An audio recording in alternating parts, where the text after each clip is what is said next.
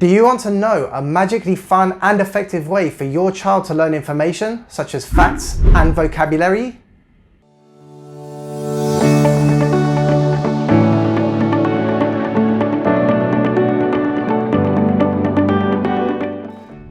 Hi, I'm Mr. Charles, and I've been teaching English and in particular spoken fluency for around 10 years.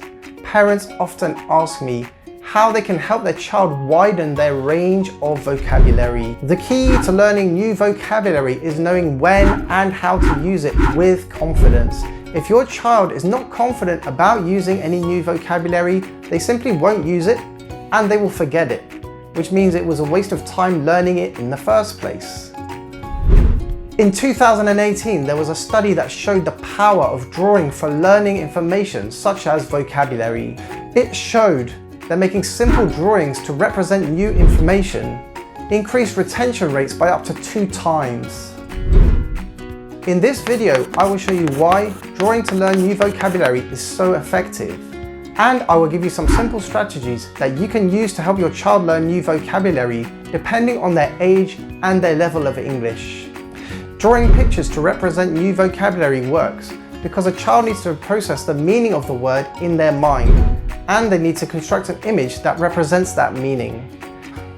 This means that their mind is really working to understand the word and how to use it. The quality of the drawing is not important at all. It could simply be a basic line sketch.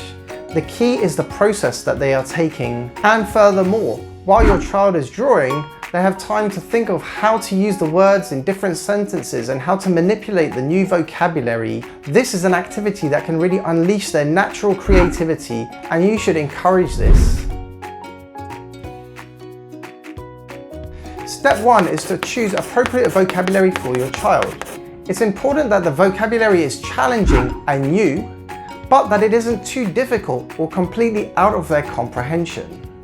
Also remember to prioritize words that they will use regularly, words that they can really add to their daily conversation. The next thing to remember is to group vocabulary in categories. It can be categories such as situations, for example, going on holiday or going to school or something like that. An ideal number of words to use each time you do this activity is around 4 to 10, depending on the age and level of your child. If you're unsure, learn less words and make sure they really understand them. So take the first word and let your child understand the meaning. Do this by giving the most simple definition that you can think of. Then ask your child to try to use the word based on the definition that you've given them. If they understand the word, they will give you a sentence that makes sense. If not, you can try to give them another definition or give them an example sentence to help them understand. Really encourage them and make sure to remind them when they are using the vocabulary well, because at this stage they are not confident in using the word. If your child is younger, then you can simply get them to draw a picture of the sentence that they are thinking of. If your child is older or more advanced, you can get them to draw a picture and write the sentence. Go through each word from your group of words like this, making a different sentence and a different picture for each one.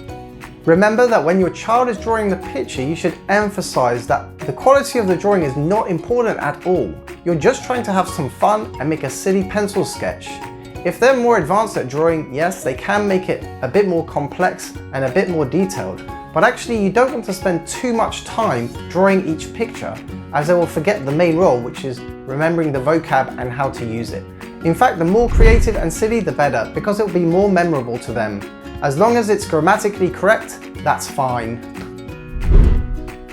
So here's an example for younger students. 4 words that are all emotions: happy, angry, sad, and scared. First, I'll explain each emotion, and I'll get the child to show me their face, showing each emotion, so they can do a happy face, an angry face, and so on. This is a really funny activity, and they're gonna really enjoy doing this. Step 2 is to have the 4 words down on a page like this, and we're going to go through each one individually. So first, let's look at happy. You can ask your child what makes them happy.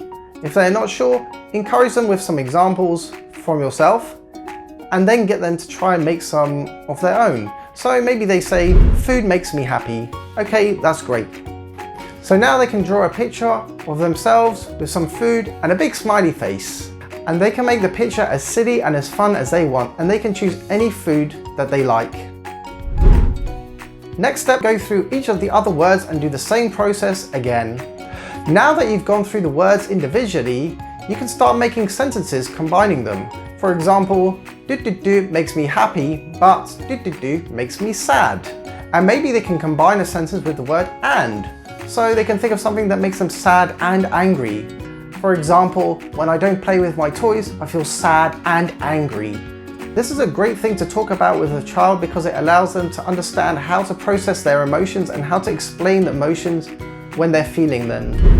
Additionally, for those more advanced students, you can get them to write a short story using as much of the new vocabulary as possible. For this task, remind them that it doesn't have to be grammatically perfect. You just want them to get their ideas on the page, and then they can draw some pictures to represent their story. I do this kind of activity a lot with students, and I use storyboards. And for each board of the storyboard, I will get them to use 1 or 2 of the new words that they are learning. Thanks so much for watching this video, and if you'd like to use some of the storyboards that we made, you can find the link in the description. We would love to know how you got on with using drawing to learn vocabulary. So why don't you tell us in the comments how you adapted the activity for your child? If you enjoyed this video, then please click the like and subscribe button, because we will be making more content like this every single week.